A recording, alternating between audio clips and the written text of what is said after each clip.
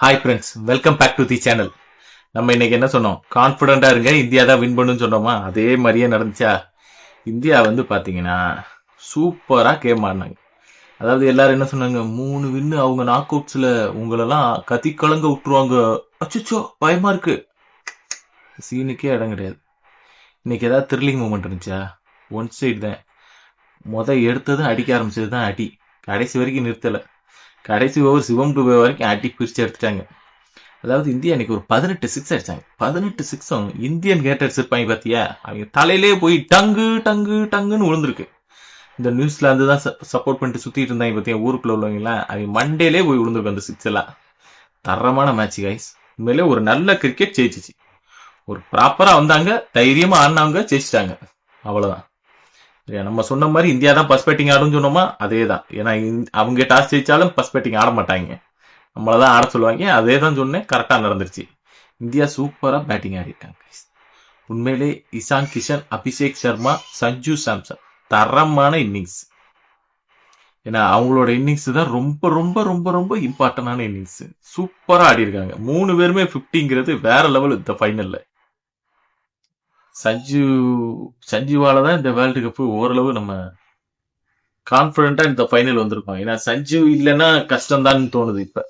நான் சஞ்சு இல்லாம தான் இந்த ஸ்குவாட் ஆரம்பிச்சாங்க வேர்ல்டு கப். பட் சஞ்சு தான் அந்த வேர்ல்டு கப் வாங்குறதுக்கான ஒரு ஒரு player of the match, player of the சீரீஸ்னே சொல்லலாம். அவரு ஒரு நல்ல மேட்ச் ஆடி இருக்காரு. அது போக ஹையஸ்ட் சிக்ஸரா அவர் தான் அடிச்சிருக்காரு. ஒரு கான்பிடண்டா டீம் எடுத்துட்டு போனாரு.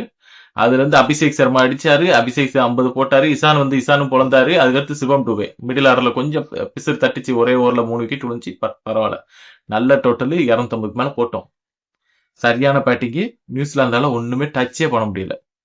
தரமான பவுலிங் நம்ம பவுலிங் பும்ராவும் சரி, அக்சர் படேலும் சரி தரமான பவுலிங். ஹர்திக் பாண்டியாவும் நல்லா போட்டாப்ல. அசரத் சிங்கும் ஒரு டீசெண்டா போட்டாப்ல.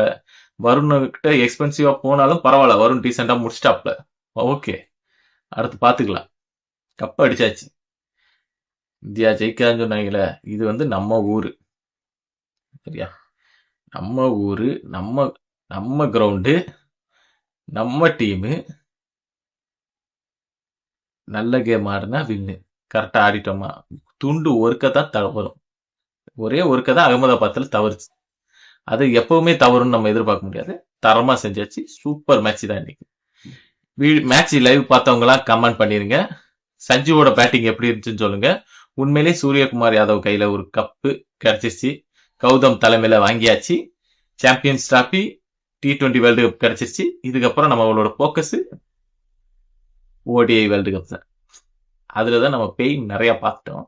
அதை முதல் அச்சீவ் பண்ணணும். போதும். லைக் அண்ட் சப்ஸ்கிரைப் மறக்காம பண்ணிருங்க ஃப்ரெண்ட்ஸ். இந்தியன் டீமோட பெர்ஃபார்மன்ஸ் எப்படி இருந்துச்சுன்னு சொல்லுங்க. அடி தூள் தான். அடிச்சு அடி ஒண்ணு இடி மாதிரி இருந்துச்சு. நல்ல கிரிக்கெட் விளையாடுறவங்க ஜெயிப்பாங்க. சரியா? இந்தியா வந்து அப்படி இப்படிலாம் சொல்லக்கூடாது. அவங்களும் குரூப் ஸ்டேஜ்ல இருந்து ஆடி இருக்காங்க. 2 வருஷமா ஒரே பிளேயிங் 11, ஒரே பிளேயர்ஸை பேக்கப் பண்ணி, ஒரு இடத்துக்கு ஒரே பிளேயர்ஸை ரெடி பண்ணி, அந்த அளவுக்கு ரெடி பண்ணி, அப்படி ரெடி பண்ணி வந்திருக்காங்க. குரூப் ஸ்டேஜ் ஆடி இருக்கோம், செமி ஆடி, எல்லாம் ஆடி தான் வந்திருக்கோம். நம்ம ஒன்றும் லோக்கல் கிரிக்கெட் டோர்னமெண்ட் கிடையாது.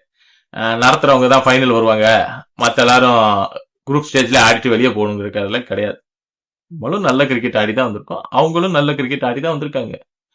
பட் அந்த மேட்ச்ல யார் நல்ல கிரிக்கெட் ஆடுறாங்களோ அவங்களுக்கு தான் வின்னு. இந்தியா ஃபியர்லெஸ்ஸா பேட்டிங் ஆடினாங்க, எங்களுக்கு பயம் இல்ல, அதுக்கு இதான் சாம்பிள் அப்படின்னாங்களா, அதனால ஜெயிச்சேன். சரியா? வீடியோ பிடிச்சிருந்தா லைக் அண்ட் சப்ஸ்கிரைப் மறக்காம பண்ணிருங்க ஃப்ரெண்ட்ஸ். சவுண்டு கேட்க ஆரம்பிச்சிச்சு. நம்ம ஊர் சிவகாசி, ஸோ இங்கேயே பட்டாசு கொளுத்த ஆரம்பிச்சிட்டாங்க. வேற லெவல்.